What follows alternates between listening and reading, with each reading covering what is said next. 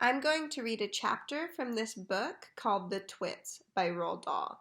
He's my favorite author and he's very funny. He wrote some other books for children like James and the Giant Peach, Charlie and the Chocolate Factory, Matilda, The BFG, Fantastic Mr. Fox.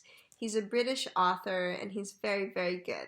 So I'm going to read one chapter called Wormy Spaghetti. The Wormy Spaghetti. And it's about worms and spaghetti. The next day, to pay Mr. Twit back for the frog trick, Mrs. Twit sneaked out into the garden and dug up some worms.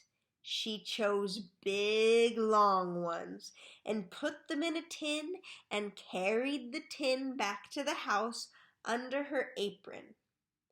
At 1 o'clock, she cooked spaghetti for lunch, and she mixed the worms in with the spaghetti, but only on her husband's plate. The worms didn't show because everything was covered with tomato sauce and sprinkled with cheese. "Hey, my spaghetti's moving!" cried Mr. Twit, poking around it with his fork. "It's a new kind," Mrs. Twit said, taking a mouthful from her own plate, which of course had no worms.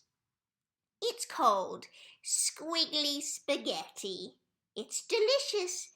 Eat it up while it's nice and hot." Mr. Twit started eating, twisting the long tomato-covered strings around his fork and shoveling them into his mouth. Soon there was tomato sauce all over his hairy chin. "It's not as good as the ordinary kind," he said, talking with his mouth full. "It's too squishy." "I find it very tasty," Mrs. Twit said. She was watching him from the other end of the table. It gave her great pleasure to see him eating worms. "I find it rather bitter," Mr. Twit said. "It's got a distinctly bitter flavor. Buy the other kind next time."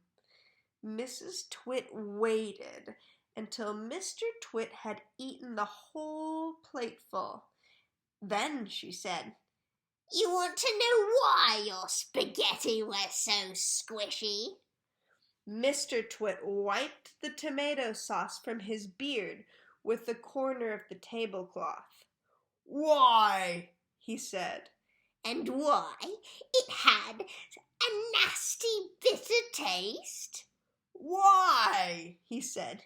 "Because it was worms!" cried Mrs. Twit, clapping her hands and stamping her feet on the floor and rocking with horrible laughter.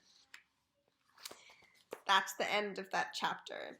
It's a small story about these two horrible characters called Mr. and Mrs. Twit, who are just awful and they're so mean and nasty to each other.